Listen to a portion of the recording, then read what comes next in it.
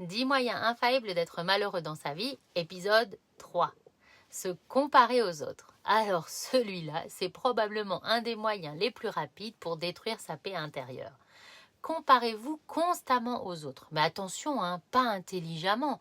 Non, comparez votre quotidien à leurs meilleurs moments, votre visage sans filtre à leurs photos retouchées, votre début de chemin à leurs 15 années d'expérience, votre compte bancaire à un entrepreneur crypto à Dubaï, votre couple à des gens qui se détestent probablement hors caméra. Et surtout, regardez tout ce que les autres ont et que vous n'avez pas.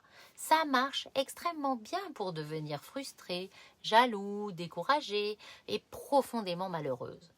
Le problème, c'est que la comparaison nous fait souvent oublier quelque chose d'essentiel. Nous sommes tous différents.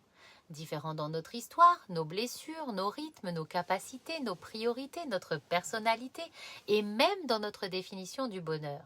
Et aujourd'hui, avec les réseaux sociaux, c'est devenu encore pire. Parce que beaucoup de gens comparent leur réalité intérieure avec la vitrine extérieure des autres. Mais une vitrine n'a jamais montré toute la vérité d'une vie. Ou alors, peut-être que vous pourriez éventuellement, potentiellement, vous recentrer sur vous. Ce que vous êtes, ce que vous construisez, sur vos qualités, vos talents, vos valeurs, votre propre chemin. Parce qu'en réalité, vous êtes unique. Et oui, je sais, cette phrase est devenue un peu développement personnel à paillettes. Mais ça ne la rend pas fausse pour autant. Nous avons tous quelque chose de précieux à apporter, même si ça nous paraît petit, banal ou insignifiant.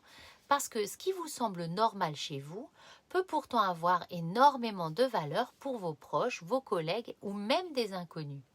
Une écoute, une présence, une façon de rassurer, une capacité à faire rire, à calmer, à comprendre, à créer, à transmettre. Ne sous-estimez jamais la richesse de votre propre chemin. Même vos blessures traversées avec conscience peuvent devenir une lumière pour quelqu'un d'autre. Et si quelqu'un possède quelque chose que vous aimeriez avoir, alors, au lieu de rester dans l'envie ou la frustration, mettez-vous en marche. Apprenez, travaillez, évoluez, osez, tombez, recommencez. Parce que l'envie passive détruit souvent l'estime de soi, alors que l'action redonne du pouvoir. Et surtout, la seule personne à laquelle vous devriez réellement vous comparer, c'est la personne que vous étiez hier. C'est simple, pas toujours très agréable pour l'ego, mais extrêmement efficace.